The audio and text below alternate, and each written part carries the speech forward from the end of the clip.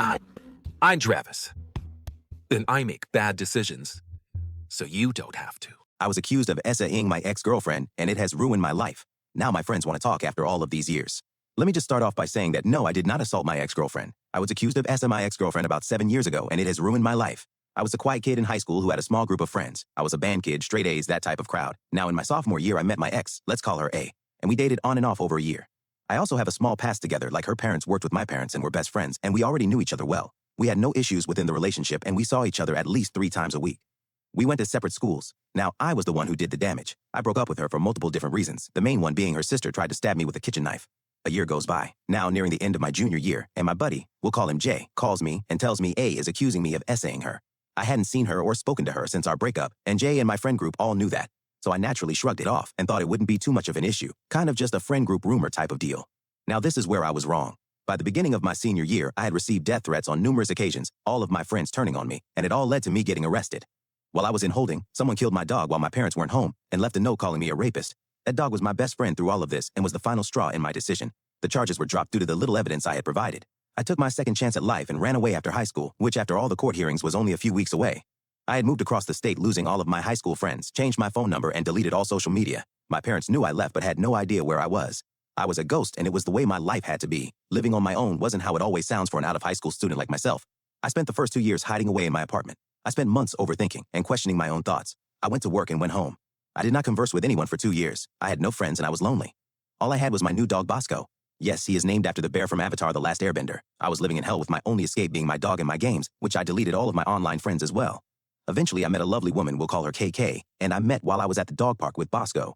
This girl has done everything for me, and I love her so much. She hasn't doubted my side since the day I told her and has helped me start my life over, including helping me make new friends. Sorry for the rambling, but I'm nearing the end of the story now.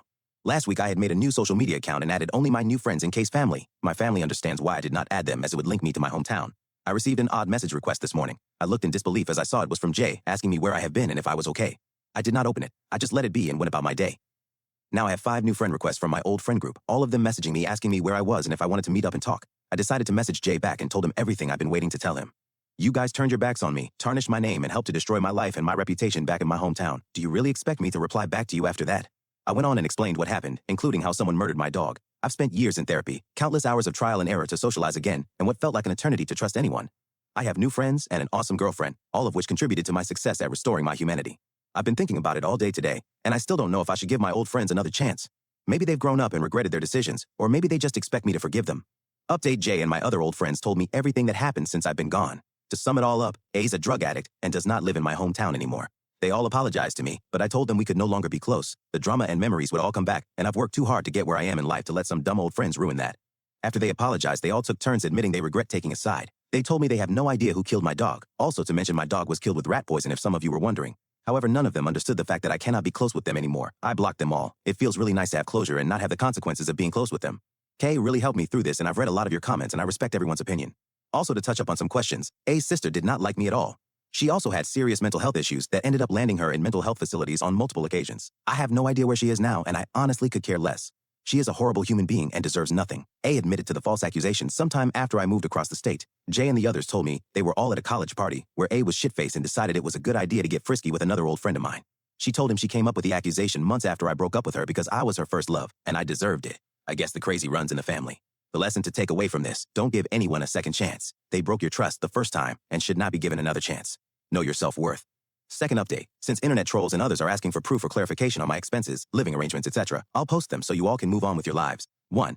Bosco is a beagle who I adopted at the age of 3.5 years old months after I moved. His maintenance is low and he does not mind being alone by himself. Heartworm tests and prevention $65 annually, and vaccines anywhere from $60 to $120 annually, depending on which vaccines he requires. He's an amazing dog who brings joy to me, and I give him a happy home with everything he needs at his disposal. Food, potty pads, and toys all laid out in front of him. 2. Moving across the state at the age of 18 and fresh out of high school is not easy, but I had to do what I had to do. I sold a lot of possessions: drum set, guitars, snowboards, furniture, etc., to afford the first and last month's rent with deposit. I also had a graduation party, which I ate up a lot of that money as well as the money I had been saving since I started working at 16. I planned on going to college, so I saved as much as I could. Hard? Yes. Impossible? Absolutely not. 3. I have no idea why my old friends wanted to rekindle after all these years, and no, I do not know how they found my social media page. It was an FB account that I created to keep in touch with Kay's family and my friends, especially the new online friends I made. If you want to know how they did, go ask Mark Zuckerberg about the FB algorithm. Maybe they stalked me. Who knows? 4. To those internet trolls who think they know it all because they're sitting in their mama's basement eating their big old bag of Cheetos. Not everyone lives an easy life like yourself, and I kindly ask you to try and compose yourself. If you don't believe my story, that's fine. Not a lot of people do. But try your hardest to wrap your greasy heads around the fact that other individuals live totally separate lives from yours. Not all of us have the luxury of staying at home and playing video games. I did not give up and I refused to be homeless, which meant I got up off my ass and worked nearly every day of my life to make sure that didn't happen. I went to therapy, which was a bonus of staying in my parents' healthcare, went to work and moved on. Thanks for reading my post, but just know the admins will remove those obnoxious comments you worked so hard to compose. Thanks. Everyone else, thank you for reading my post and understanding. I appreciate all of your comments and opinions. They were very uplifting and helped me clear my head and helped me realize that I don't need my old friends to be happy. Thank you.